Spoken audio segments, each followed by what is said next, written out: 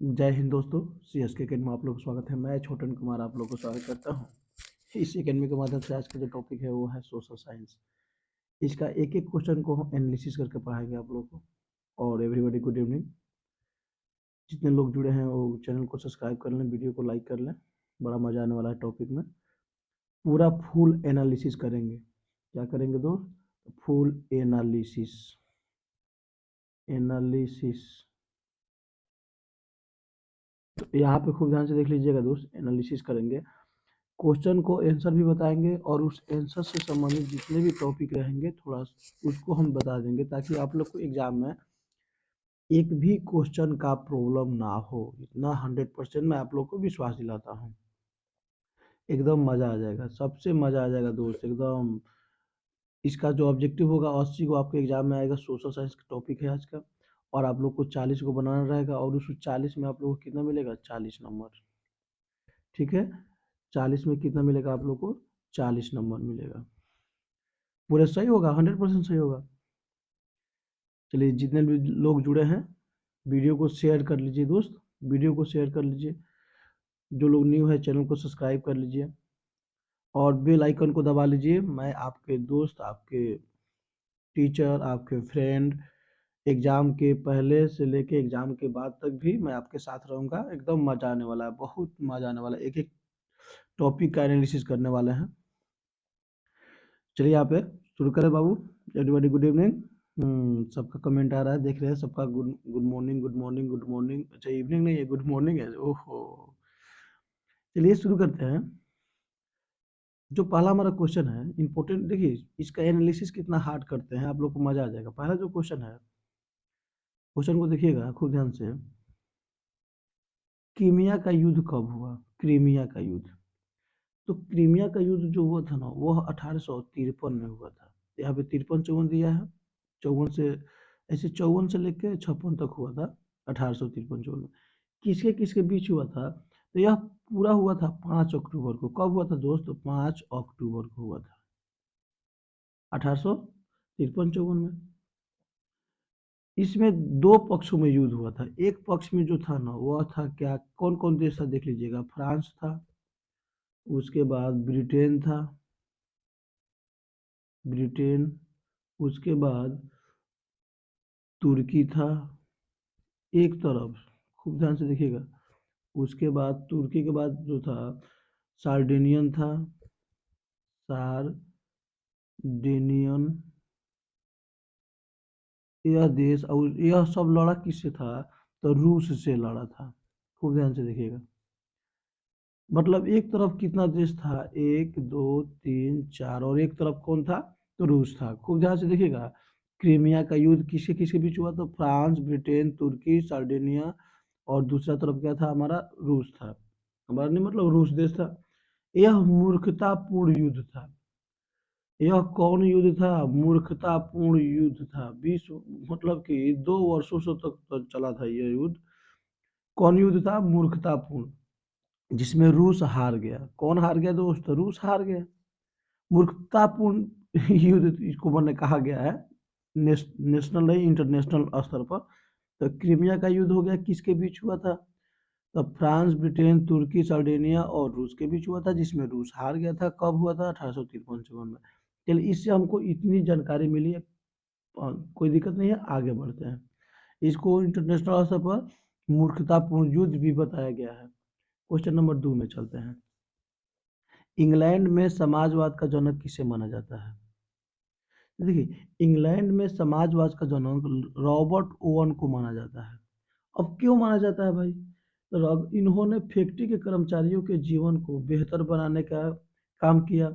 बाल विकास कानून की क्या की? कानून की मतलब की स्थापना की। बाल विकास मतलब बच्चों को बढ़ाने की। स्कूल की स्थापना उन्होंने ही किया। तो इसलिए इनको कहा जाता है समाजवाद का जनक, क्योंकि ये समाज में बहुत काम किए। कंपनी के जो फैक्ट्री होता है ना, कंपनी, उनके जितने भी वर्कर्स थे उनके जीवन को बेहतर बनाया। बाल विकास कानून था, बच्चों को बाल विकास कानून, उसको क्या किया इन्होंने बनाया था। और अनेक अनेक काम किए थे। स्कूल फ्री स्कूल की स्थापना की थी इन्होंने। क्या किए थे दोस्त? तो फ्री स्कूल की स्थापना किए थे। फ्री स्कूल की क्या किए थे? स्थापना किए थे। चलिए क्वेश्चन नंबर 3 में चलते हैं। एकीकृत वियतनाम की स्थापना किस वर्ष हुई?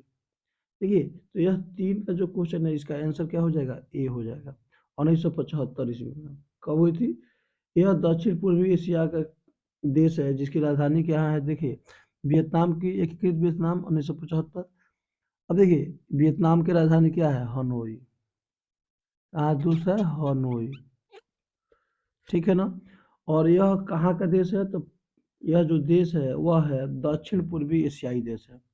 दक्षिण दक्षिण और पूर्वी एशियाई देश है। चलिए, यहाँ तो कोई दिक्कत नहीं है, पूर्वी एशियाई देश है। आगे बढ़ते हैं हम यहाँ पे, कोई यहाँ से देखिएगा, आगे बढ़ते हैं। क्वेश्चन नंबर 4, साइमन कमीशन का अध्यक्ष कौन थे? तो देखिएगा क्वेश्चन नंबर 4, साइमन कमीशन का अध्यक्ष कौन थे? तो सर जॉन साइमन थे। अब देखिए, यह 3 फरवरी 1928 को मुंबई पहुंचा। कितने फरवरी को? तो 3 फरवरी। 3 फरवरी यहाँ पे 3 फरवरी। और यहाँ कितना ईस्वी में? तो 1928 में कहाँ पहुंचा था? तो मुंबई पहुंचा। और वहीं से साइमन गो बैक के नारे भी लगाए गए। यह एक ऐसा समिति था जिसमें के सभी के सभी जो सदस्य थे वह अंग्रेज थे, इसलिए भारतीय भी इसको खुल के विरोध किया गया था। 4 क्वेश्चन हो गया था। क्वेश्चन नंबर 5 में देखिएगा दोस्त, भारत में सेंट्रल बैंक की स्थापना कब की गई? तो 5 का आंसर देखिएगा, भारत में सेंट्रल बैंक की स्थापना कब की गई? तो यह की गई 5 में, कितना? 1911 ईस्वी में। 1911 ईस्वी में इनके स्थापना किन्होंने किए थे? तो पोच खाना वाला। कौन किए थे दोस्त? तो पोच खाना पोच खाना वाला, सॉरी यहाँ पे थोड़ा सा लाइटिंग हो गया है। चलिए, तो यहाँ पे देख लेते हैं कौन किया था। तो पोच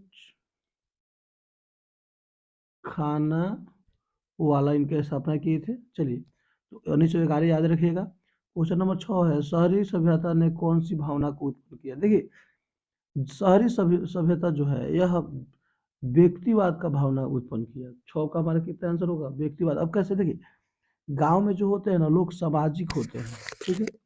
शहर में किसी से मतलब नहीं होता है। व्यक्तिवाद का मतलब होता है पर्सनल, अपने बारे में सब चीज करना, सोचना। समूह कहाँ होता है? गांव में होता है। समाज कहाँ होता है? गांव में होता है। गांव में एक यहाँ शादी पड़ता है तो बिन बुलाए मेहमान अनेक आ जाते हैं। गांव में किसी का देहांत होता है, बिन बुलाए मेहमान उसके घर पे आते हैं। और शहर में उसके घर पे कोई नहीं जाता है, डायरेक्ट दाह संस्कार करने लोग जाते हैं। तो शहरों ने किस समस्या को ये कहा भी जाता है, शहरों ने एक समस्या को जन्म दिया, व्यक्तिवाद।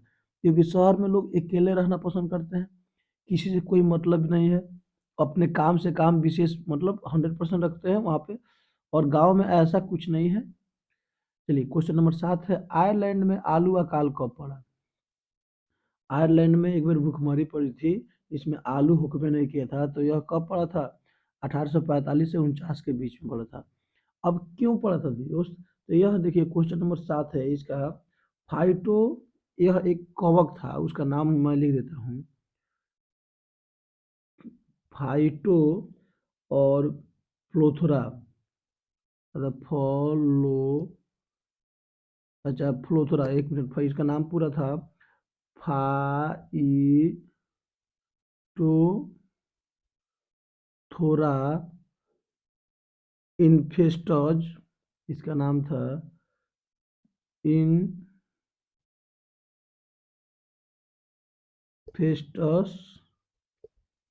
नामक कवक। इसके कारण यह बीमारी फैला था। खूब ध्यान से देखिएगा, इतना नाम है, फाइटो फथोर, फाइथो, इसका नाम है फथोरा, यहाँ पे ये रहेगा फथोरा इन्फेस्टस नामक कवक के कारण यह बीमारी फैला था, जिसमें सभी के सभी आलू क्या हो गए थे? सूख गए थे। इतने खतरनाक आलू, सभी का सभी आलू क्या हो गए थे दोस्त? सूख गए थे। तो वहां पे आयरलैंड में आलू की क्या हो गई थी? भूखमरी हो गई थी। ये आलू के डेंजर डिजीज है। क्वेश्चन नंबर 8 है, देसी भाषा में भारतीयों द्वारा प्रकाशित समाचार पत्र कौन था? देसी भाषा में 8 का क्या हो जाएगा बंगाल गजट। क्या था दोस्त, तो बंगाल गजट 1779 ईस्वी में इसकी क्या की गई थी, स्थापना की गई थी। आगे बढ़ते हैं क्वेश्चन नंबर 9 की तरफ। 9 नंबर क्वेश्चन है, खूब ध्यान से देखिएगा, जी 77 की स्थापना कब की गई। तो देखिए 9 नंबर जो क्वेश्चन है दोस्त, 5 जून 1964 ईस्वी की इसकी स्थापना की गई। 5 जून 1964 ईस्वी की जी 77 की स्थापना की गई। क्वेश्चन नंबर 10 में चलते हैं, पहला हिंदी दैनिक पत्र पत्र कौन था, पहला हिंदी दैनिक पत्र कौन था। तो 10 का हमारा क्या हो जाएगा दोस्त, समाचार सुधावर्षण था। कौन था, समाचार सुधावर्षण था। इसकी स्थापना 1854 में की गई। कितना में की गई दोस्त, 1854 ईस्वी में की गई। किसने किया था, श्याम सुंदर सेन ने किया था। चलिए दोस्त, श्याम सुंदर सेन इसकी स्थापना किए थे। श्याम सुंदर सेन ने किया था स्थापना हिंदी दैनिक के पत्र के। चलिए आगे बढ़ते हैं। 11 नंबर क्वेश्चन है, राष्ट्रीय जल नीति भारत में कब लागू की गई। तो राष्ट्रीय जल नीति दिया यहाँ पे, और इसका आंसर हो जाएगा 2002 में। आंसर कितना हो जाएगा दोस्त, 2002 में। क्वेश्चन नंबर 12 है, किस प्रदेश में चावल एक जीविका का फसल है। तो देखिए चावल जीविका का फसल है वह उड़ीसा में है, ठीक है। लेकिन सबसे ज्यादा भारत में चावल का उत्पादन होता है, भारत में सबसे ज्यादा चावल का उत्पादन कहाँ होता है, तो पश्चिम बंगाल, पश्चिम बंगाल में। और विश्व में सबसे ज्यादा तो चीन करता है। विश्व में भारत का स्थान कौन सा है, तो दूसरा है, सेकंड नंबर पर है। एक पर क्या बनाता है, चीन। चलिए यहाँ तो कोई दिक्कत नहीं होनी चाहिए, एवरीबॉडी कमेंट कीजिए तो दोस्त। अरे सबको वीडियो को शेयर कर लीजिए, जितने लोग जुड़े हैं कृपया वीडियो को सबको शेयर करें, एवरीबॉडी वीडियो को शेयर करें, सबको वीडियो को लाइक करें, चैनल को सब्सक्राइब कर लें। जो लोग न्यू हैं अपने दोस्तों को शेयर करो ना, इतना यार इतना स्मार्ट टॉपिक आ रहा है, एकदम मजा आ जाएगा। भारत में सबसे ज्यादा चावल कौन उगाता है, तो पश्चिम बंगाल। और विश्व में तो चीन। भारत का स्थान कौन सा है, तो दूसरा। क्वेश्चन नंबर चलते हैं 13 में, तांबा प्रगलन किस प्रकार का उद्योग है। तो 13 का हमारा क्या आंसर होगा दोस्त, आधारभूत उद्योग है। 13 क्या होगा दोस्त, आधारभूत उद्योग। 14 नंबर क्वेश्चन इंपॉर्टेंट है, भारत में रेल वर्कशॉप कहाँ है। तो भारत में रेल वर्कशॉप जो है वह जमालपुर है। और जमालपुर जो दोस्त यहाँ पे ध्यान से देखिएगा, जमालपुर कहाँ पे है, तो मुंगेर डिस्ट्रिक्ट में है। कहाँ पे है दोस्त, तो मुंगेर डिस्ट्रिक्ट में है जमालपुर। आगे बढ़ते हैं, यहाँ पे मैं कौन डिस्ट्रिक्ट, तो मुंगेर। चलिए आगे बढ़ते हैं क्वेश्चन नंबर 15 की तरफ। 15 नंबर क्वेश्चन है, खूब ध्यान से देखिएगा, अगहनी फसल का दूसरा नाम क्या है। तो 15 का जो हमारा आंसर होगा, 14 हो गया ना, हो 15 का आंसर होगा हमारा रबी फसल। अगहनी का मतलब देखिए, हिंदी महीना में जो मंथ होते हैं ना उसे हम कहते हैं अगहनी। अगहन पूस माघ फागुन चैत बैसाख जेठ आषाढ़ श्रावण भाद्र आश्विन आश्विन कार्तिक। कार्तिक ये हो गया ना। अगहन माह का मतलब होता है शीतलहर, और शीतलहर मतलब होता है अक्टूबर नवंबर। अक्टूबर नवंबर में कौन फसल होता है, धान गेहूं, सॉरी गेहूं। तो यह होता है रबी फसल। गेहूं चना तोरी सरसों मसूर यह सब रबी फसल है, और वो सब शीतलहर में बोया जाता है। क्वेश्चन नंबर देखते हैं 16 नंबर, तल चिन्ह की सहायता से किसी स्थान विशेष की मापी गई ऊंचाई को क्या कहते हैं। तो थोड़ा सा यहाँ पे देख लेते हैं और इसको छोटा करके। क्वेश्चन नंबर 16 है, तल चिन्ह की सहायता से किसी स्थान विशेष की मापी गई ऊंचाई को क्या कहते हैं। तो 16 का हमारा आंसर क्या होगा दोस्त, 16 का इसमें देखिए जो हम कहते हैं स्थानीय ऊंचाई कहते हैं, ए हो जाएगा। क्वेश्चन नंबर 17 है, सबसे अधिक आबादी वाला कौन सा जिला है।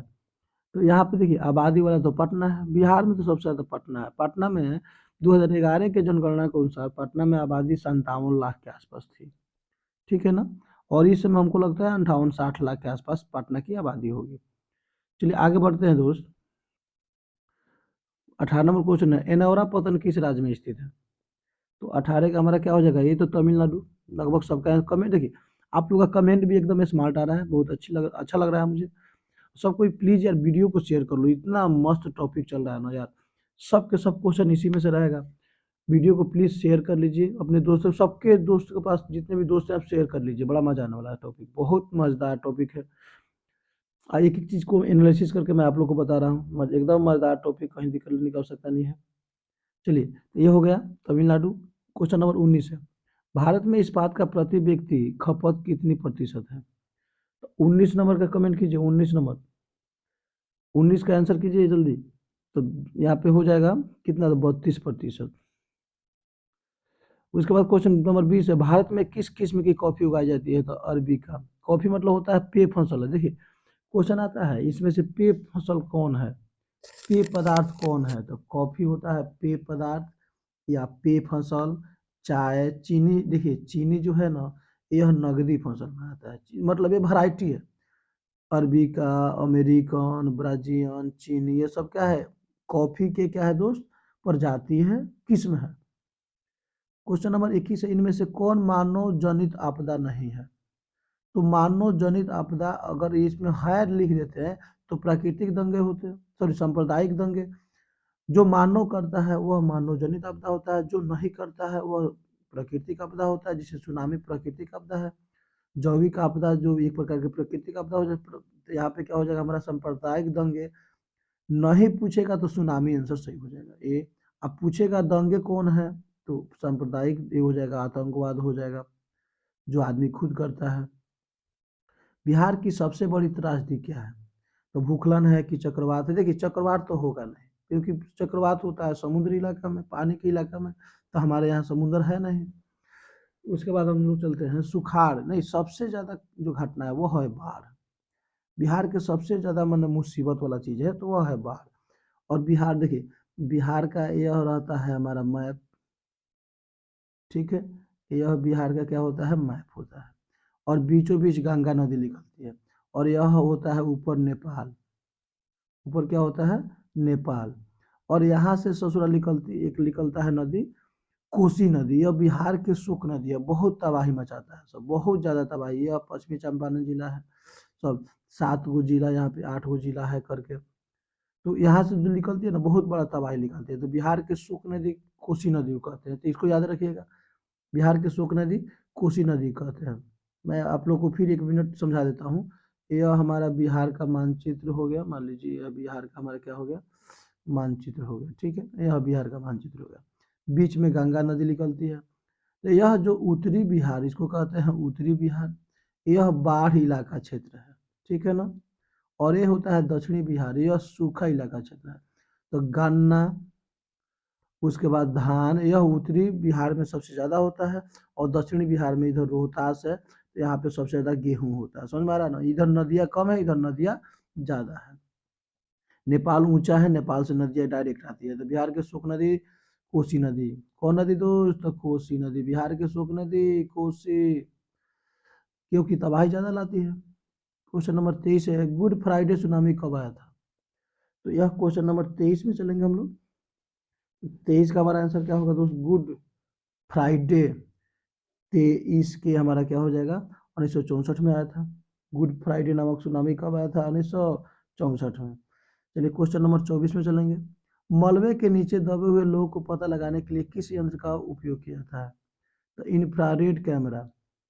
जैसे मान लीजिए भूकंप आता है ना, यह घट देखिए, यह घटनाएं कब होती है, जब भूकंप आता है तो उसमें मलबे के नीचे क्या होते हैं लोग, मतलब भूकंप आता है तो तबाही आती है, तो मलबे के नीचे क्या होता है, लोग दब जाते हैं धरती के नीचे, पेड़ पौधे, वो क्या होता है कि घर के टुकड़े उकड़े सब घर घर के नीचे दब जाते हैं, तो यह हो गया मालवा।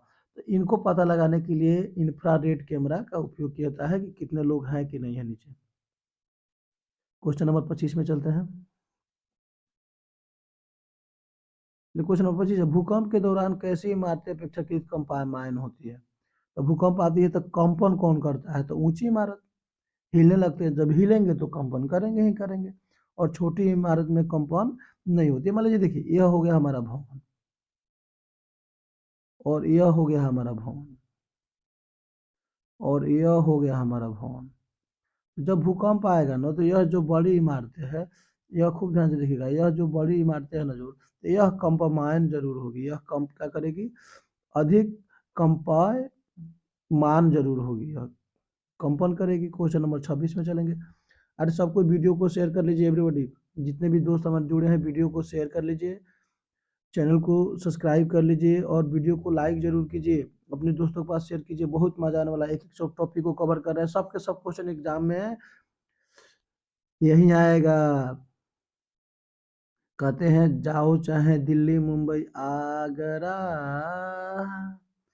नहीं मिलेगा ऐसा क्वेश्चन, इस क्वेश्चन में बिहार बोर्ड छिपा है, इस क्वेश्चन में बिहार बोर्ड छिपा है। आप लोग को एग्जाम देने अब 23 में जाना है, आप लोग को एग्जाम देने अब 23 में जाना है।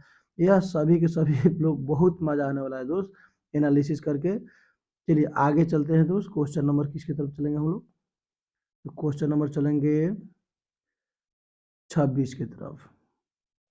किस क्षेत्र को तृतीय क्षेत्र कहा जाता है, तो देखिए प्रथम प्राथमिक क्षेत्र कृषि को कहते हैं, औद्योगिक व्यापार द्वितीय क्षेत्र को कहते हैं, तृतीय क्षेत्र को सेवा क्षेत्र को कहते हैं, तो सी आंसर सही हो जाएगा। तृतीय क्षेत्र को किसे कहते हैं, तो सेवा को तृतीय कहते हैं। और एक याद रखिएगा, प्राथमिक क्षेत्र तो कृषि, द्वितीय औद्योगिक व्यापार। चलिए आगे बढ़ते हैं क्वेश्चन नंबर 27 की तरफ। आप लोग का भी कमेंट आ रहा है, प्राथमिक क्षेत्र किसे कहते हैं, कमेंट करके बताइए एवरीबॉडी। चलिए कमेंट कीजिए, प्राथमिक क्षेत्र किसे कहते हैं एवरीबॉडी कमेंट में। चलिए दोस्त, प्राथमिक क्षेत्र किसे कहते हैं, आगे बढ़ते हैं यहाँ पे। तो सबका आंसर आ रहा है, सही से आ रहा है, गुड गुड। क्वेश्चन नंबर 27 में चलते हैं हम। भारत में किस राज्य की प्रति व्यक्ति आय सर्वाधिक है, वाह वाह, गोवा गोवा गोवा गोवा। भारत में गोवा का प्रति व्यक्ति आय सबसे ज्यादा है, यह है 4.22, यानी 4,22,000 के आसपास है, सबसे ज्यादा वह है गोवा।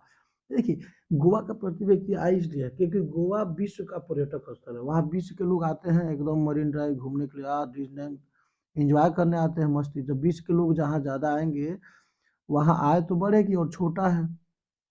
चलिए क्वेश्चन नंबर 28 में, इनमें कौन विधि ग्राह मुद्रा विधि है, तो ग्राह मुद्रा विधि में रुपया आता है, क्या आता है दोस्त, रुपया आता है। तो यहाँ 10 रुपए का नोट हो जाएगा, चेक जो रुपये है वह रुपया नहीं है। क्वेश्चन नंबर 29, भारत में कितने राष्ट्रीयकृत बैंक है, देखिए यह बदलते रहता है, तो यह वर्तमान में यहाँ पर क्या होता है, बदलते रहता है। तो बुक के अनुसार यह क्या है, 19 हो जाएगा। क्वेश्चन नंबर 30 में चलेंगे हम लोग। भारत में राष्ट्रीय उपभोक्ता दिवस कब मनाया जाता है, तो यह 30 नंबर जो क्वेश्चन है वो 24 सितंबर को मनाया जाता है। उपभोक्ता दिवस कब मनाया जाता है, 24 सितंबर को मनाया जाता है। अब देखिए उपभोक्ता का मतलब होता है किसी भी वस्तु या सेवाओं का उपयोग करना उपभोक्ता कहलाता है। किसी भी वस्तु या सेवाओं का उपयोग करना क्या कहलाता है दोस्त, तो उपभोक्ता कहलाता है। तो यहाँ तो कोई दिक्कत नहीं होनी चाहिए आप लोगों को।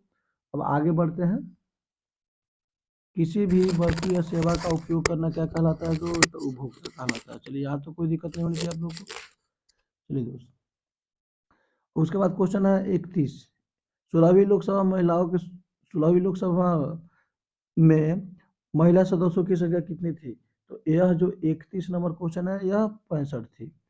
क्वेश्चन नंबर 32 है, नेपाल में राजशाही कितने वर्ष तक चला, तो यह क्वेश्चन थोड़ा सा इंपॉर्टेंट है, नेपाल में राजशाही कितने वर्षों तक चला। तो यह क्वेश्चन नंबर हमारा क्या है दोस्त, 32। तो 32 का हमारा कितना आंसर होगा, 200, लगभग 240 वर्ष तक चला। तो 32 का हमारा आंसर कितना होगा दोस्त, 32 का आंसर होगा 240, डी। क्वेश्चन नंबर 33 है, भारतीय लोकतंत्र में कौन सी बात देखने को नहीं मिलती है, तो यह 33 नंबर जो हमारा क्वेश्चन है, इसमें देखिएगा स्वतंत्र न्यायपालिका यह मिलती है, निष्पक्ष चुनाव भी मिलती है, कानून के समक्ष समानता भी मिलती है, बहुसंख्यों का शासन यह नहीं मिलती है। तो आपका आंसर क्या हो जाएगा, बी सही हो जाएगा। हमारा आंसर क्या हो जाएगा, बी सही हो जाएगा।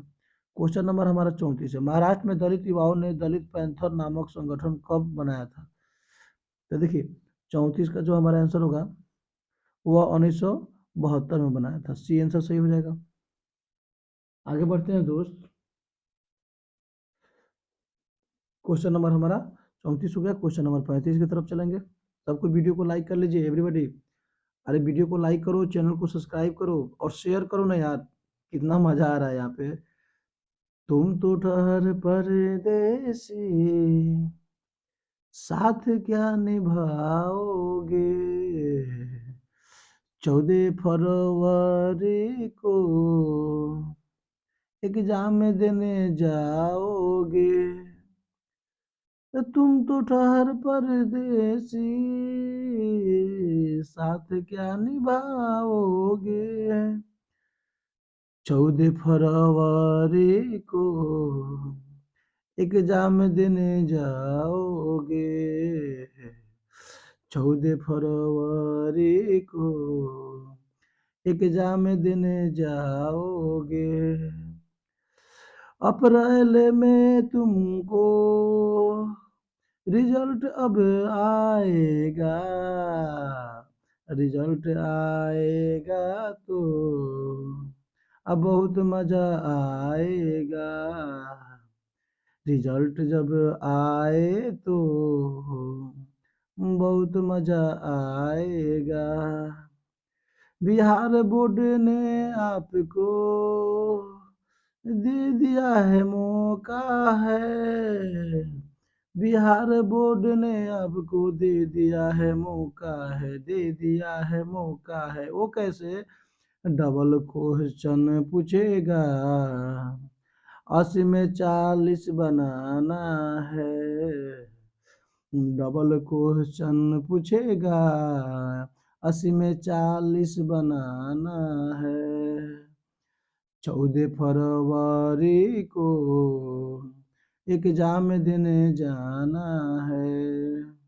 चलिए दोस्त, मस्ती भी होनी चाहिए, क्योंकि मस्ती है तो सब चीज है। वाह वाह, क्या बात है। चलिए दोस्त, क्वेश्चन नंबर 35 में चलते हैं हम लोग। पटना नगर निगम के प्रधान को क्या कहा जाता है? वाह, क्या महापौर कहा जाता है। क्या कहा जाता है? तो देखिए, नगर प्रधान जो होते हैं ना, वह नग मतलब कि जैसे बेतिया हो गया, मोतिहारी हो गया, ये सब हो गया, मुंगेर हो गया, लेकिन जो हमारा सबसे बड़ा नगर है बिहार का, पटना, तो वहां पे हमारा क्या होगा, जो प्रधान होंगे नगर निगम के, उसके महापौर कहते हैं। गुड। क्वेश्चन नंबर 36 है, भारत में राष्ट्रीय महिला आयोग का अधिनियम कब बना? तो 36 का यहाँ पे आंसर देख लीजिएगा। 36, तो आप ऑप्शन दिया हुआ है, आंसर आप लोग भी आंसर करिए यार। तो यह 60 में नहीं बना, 80 में नहीं बना, 70 में नहीं बना, 90 में बना। हाँ जी, 90 में बना, और 30 अगस्त को बना। 30 अगस्त, कितना? तो 1990। चलिए क्वेश्चन नंबर 37, नगर निगम के प्रमुख अंगों में कौन है? तो नगर निगम के प्रमुख अंग जो है वह 37 का हमारा क्या हो जाएगा? सशक्त स्थानीय समिति, ये हो जाएगा नगर प्रमुख अंग है नगर निगम में। तो क्वेश्चन नंबर 37 हो गया। क्वेश्चन नंबर 38 पे चलेंगे। भारत में कौन सी दलीय व्यवस्था है? चलिए, तो एक दलीय है कि द्विदलीय है कि त्रिदलीय है कि बहुदलीय है? चलिए इसे भी कमेंट कीजिए। 38 नंबर का आंसर जल्दी जल्दी आंसर में 38 क्या हो जाएगा? बहुदलीय व्यवस्था की गई है, डी सही हो जाएगा। 39, भारत में चुनाव सर्वोच्च अधिकारी कौन होता है? तो चुनाव आयुक्त होता है, सीधा सीधा है। भारत के चुनाव आयोग, चुनाव कौन कराता है? तो चुनाव आयुक्त। इसका जो अधिकारी, चुनाव निर्वाचन आयोग कराता है चुनाव, उसका अधिकारी मुख्य कौन होता है? चुनाव आयुक्त, मेन आदमी होता है। 40, निम्नलिखित में से किस देश में जल संघर्ष संघर्ष एक मुद्दा बनकर उभरा था? तो यह जो उभरा था ना, वह 40 का आंसर कीजिए। फ्रांस ना, जर्मनी ना, पाकिस्तान ना, तो जो बचा वही, तो आंसर कीजिए आप लोग। 40 का क्या आंसर होगा दोस्त? 40 के सी, बोल बोलीविया, बोलोविया। चलते हैं क्वेश्चन 41, निम्न में से कौन सी एक बात लोकतांत्रिक व्यवस्था के अनुरूप नहीं है? तो देखिए, यह लोकतांत्रिक व्यवस्था के अनुरूप नहीं है, वह है स्वतंत्र एवं निष्पक्ष चुनाव। ठीक है ना, बी सही हो जाएगा। क्वेश्चन नंबर 42 है। 42 में चलेंगे। लोकतंत्र की सफलता निर्भर करती है, तो किस पर निर्भर करती है? तो लोकतंत्र की सफलता जो है 42 का, वह किस पर निर्भर करती है? नागरिकों की उदासीनता पर, नागरिकों की गैर कानूनी कार्रवाई पर, नागरिकों की विवेकपूर्ण साक्षरता पर। तो सी आंसर सही हो जाएगा, सबसे सटीक आंसर ये होगा हमारा। क्वेश्चन नंबर 43 है, क्षेत्रवाद की भावना एक कुपरिमाण है, किसका? तो क्षेत्रवाद की जो भावना एक कुपरिमाण है, तो वह किसका हो जाएगा दोस्त? यहाँ पे देख लीजिएगा ऑप्शन के हिसाब से, वह है अलगाववाद का। क्या हो जाएगा दोस्त? अलगाववाद का। क्षेत्रवाद की भावना का कुल प्रमाण क्या है? अलगाववाद। अब चलिए क्वेश्चन नंबर 44, कोयला है तो कोयला कौन संसाधन है? कोयला अनवीकरणीय संसाधन है, जो खत्म होगा वो अनवीकरणीय संसाधन। समझ में आ रहा है ना? कोयला, पेट्रोलियम, प्राकृतिक गैस या अनवीकरणीय संसाधन है। तो नवीकरणीय संसाधन कौन होगा? तो नवीकरणीय संसाधन क्या होगा? तो सूर्य के प्रकाश, हवा, जल, मिट्टी जो खत्म नहीं होगा। चलिए, भूखलन क्या है? प्राकृतिक आपदा है कि सामान्य आपदा है कि मानव जनित आपदा है? 45 का आंसर कीजिए दोस्त। अंत भला तो सब भला। सबको वीडियो को लाइक कर दीजिए, सब्सक्राइब कर दीजिए चैनल को, जितने लोग जुड़े हैं न्यू लोग, और बेल आइकन को, घंटा को दबा लीजिए, अपने दोस्तों के पास शेयर कर लीजिए, बड़ा मजा आने वाला है। 45 का आंसर कमेंट कीजिए। प्राकृतिक आपदा है, सही है, जो प्रकृति के द्वारा होता है। महासागर तल के कंपन का परिणाम क्या है? 46 का आंसर कीजिए। तुम देखिए, महासागर में जो कंपन होते हैं ना, उसे सुनामी कहते हैं। क्या कहते हैं दोस्त? सुनामी कहते हैं। क्या कहते हैं? सुनामी। चलिए, क्वेश्चन नंबर 47,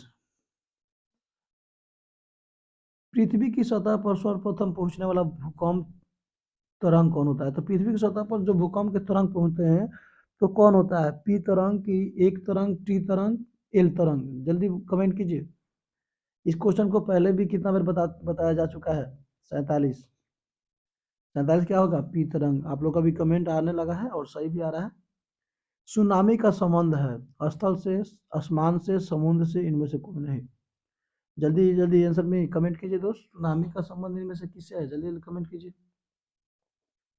जल्दी जल्दी कमेंट कीजिए। सुनामी का संबंध किससे है? तो स्थल से है। स्थल से होगा नहीं भाई, सुनामी कहाँ आता है स्थल से? आसमान से थोड़ा होगा, समुद्र से होगा। तो 48 क्या हो जाएगा हमारा? बी। 48 क्या हो जाएगा दोस्त? बी।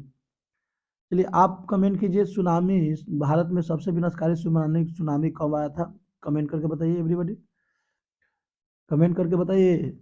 उसके बाद देखिए, गैरीबाल्डी पेशे से क्या था? जल्दी जल्दी कमेंट कीजिए। गैरीबाल्डी बाल्डी पेशे से क्या था? नाविक था कि हजाम था? केस काटने वाला कि इंजीनियर था? जल्दी जल्दी कमेंट कीजिए। यहाँ तो कोई दिक्कत नहीं, जल्दी जल्दी कमेंट कीजिए। स्वतंत्र भारत के पहला प्रधानमंत्री कौन थे? स्वतंत्र भारत के पहला प्रधानमंत्री डॉक्टर राजेंद्र प्रसाद कि पंडित जवाहरलाल नेहरू कि इंदिरा गांधी कि नरेंद्र मोदी? इस क्वेश्चन का आंसर कमेंट कीजिए आप लोग। अरे एवरीबॉडी कमेंट में, एवरीबॉडी कमेंट में जल्दी जल्दी कमेंट करते रहिए। चलिए, नेक्स्ट क्वेश्चन, क्वेश्चन नंबर 3 पूछते हैं आप लोग से। आप लोग कमेंट कीजिए दोस्त। स्वतंत्र भारत के, सॉरी, स्वतंत्र भारत के क्वेश्चन है। स्वतंत्र भारत के कौन मंत्री पूछा जा रहा है?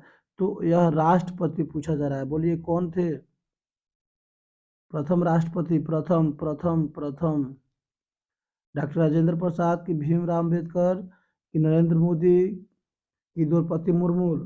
जल्दी जल्दी कमेंट कीजिए। यह क्वेश्चन आपके 100% आने वाला है। क्वेश्चन नंबर 4, जल्दी जल्दी चलिए इसका आंसर कीजिए। उसके बाद आप लोग से क्वेश्चन देता हूँ, आसान आसान क्वेश्चन।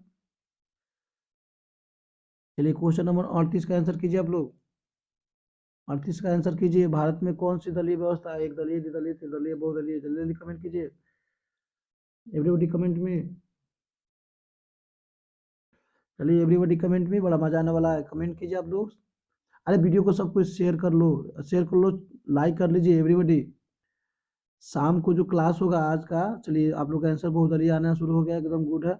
शाम का जो क्लास होगा 7 बजे AM, 7 बजे क्या है PM से, तो वह होगा साइंस का। और वह पूरे के पूरे साइंस को मैं आपको एनालिसिस कर दूंगा, विज्ञान का होगा, ठीक है ना? वह पूरा क्या कर लूंगा? विज्ञान एनालिसिस कर दूंगा। आप लोगों को कहीं दिक्कत नहीं होने वाली है। किसका होगा दोस्त? तो विज्ञान का होगा, शाम के 7 बजे। और पूरे क्वेश्चन एनालिसिस करूंगा, एकदम मजा आ जाएगा आपको। पूरे साइंस, जिसमें से हमारा फिजिक्स भी आएगा, फिजिक्स, जो केमिस्ट्री जिसको हम कहते हैं केमिस्ट्री, और उसके बाद आएगा जोड़ बायोलॉजी। तो लड़का सब बायोलॉजी पढ़ता है ना, मियाजे हरियर होता है बाहर। अब हमें जनरल चैप्टर में अगर पढ़ने के लिए दे दिया जाए तो हो लड़का हो के चाहे लड़की, ओ हो साफ ध्यान नहीं हटाता है, मुड़ियों नीचे गाड़ लेता है फिर भी पढ़ता है झकास।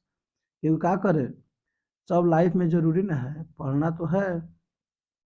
चलिए यहाँ तो कोई दिक्कत नहीं है दोस्त, एवरीबॉडी कमेंट में एनी, किसी को कोई प्रॉब्लम, देखिए किसी को कोई प्रॉब्लम हो रहा है कृपया ध्यान दें, किसी को कोई प्रॉब्लम हो रहा है तो आप हमें कमेंट कीजिए, कोई भी प्रॉब्लम हो रहा है तो कमेंट कीजिए, या मेरा मोबाइल नंबर 75 63 94 46 73 पर व्हाट्सअप कीजिए, और अपने प्रश्न का उत्तर, कोई भी प्रश्न हो कहीं से भी हो, आप हमें कमेंट करके उसका उत्तर ले सकते हैं। यहाँ पे CSK एकेडमी आपकी सेवा में 24 घंटा अवेलेबल है, ATM की तरह, ऑल टाइम मनी। समझ में आ रहा है ना? तो आप इस नंबर पे 100% क्या कीजिए, मैसेज करके अपना कोई भी क्वेश्चन है पूछ सकते हैं। चलिए everybody bye, good night, bye.